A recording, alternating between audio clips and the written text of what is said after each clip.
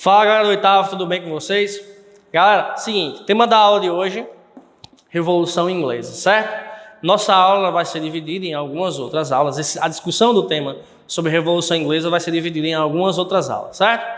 Vamos lá.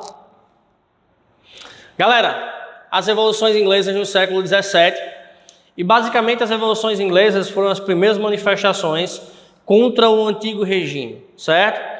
E é importante que a gente entenda que essa Revolução Inglesa ela vai levar ao fim do absolutismo monárquico e à instauração de um sistema de governo parlamentarista que perdura até os dias de hoje. O Brasil, por exemplo, tem um regime de governo baseado no presidencialismo, certo? Enquanto a Inglaterra tem um sistema de governo baseado no parlamentarismo. Joia? Vamos lá. Galera, fase da Revolução Inglesa, Revolução dos Puritanos e Revolução Gloriosa é a primeira e a segunda fase. Vamos lá. O absolutismo inglês e a dinastia Tudor. Da dinastia Tudor a gente destaca dois grandes governantes, Henrique VIII e Elizabeth I.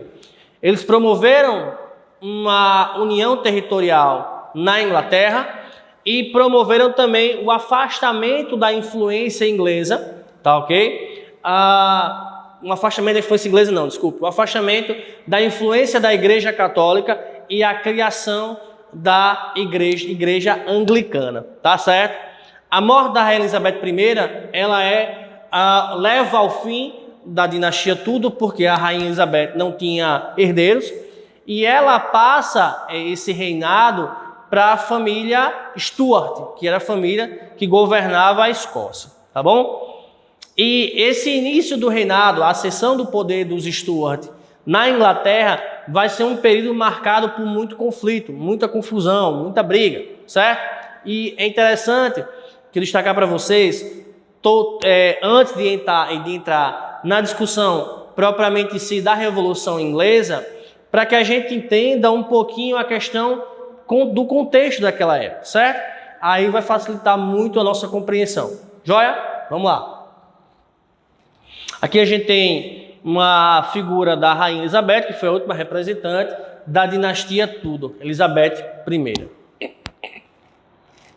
Galera, aqui a gente tem uma cronologia do reinado dos Stuart.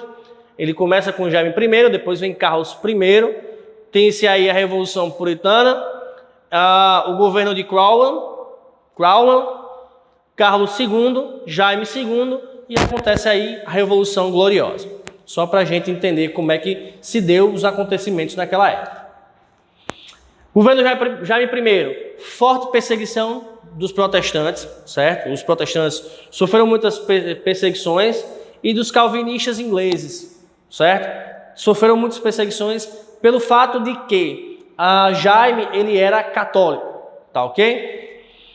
Governo Carlos I, começa a aumentar, aí que o caldo começa a engrossar, aí que a confusão começa a ganhar outras proporções. Por quê?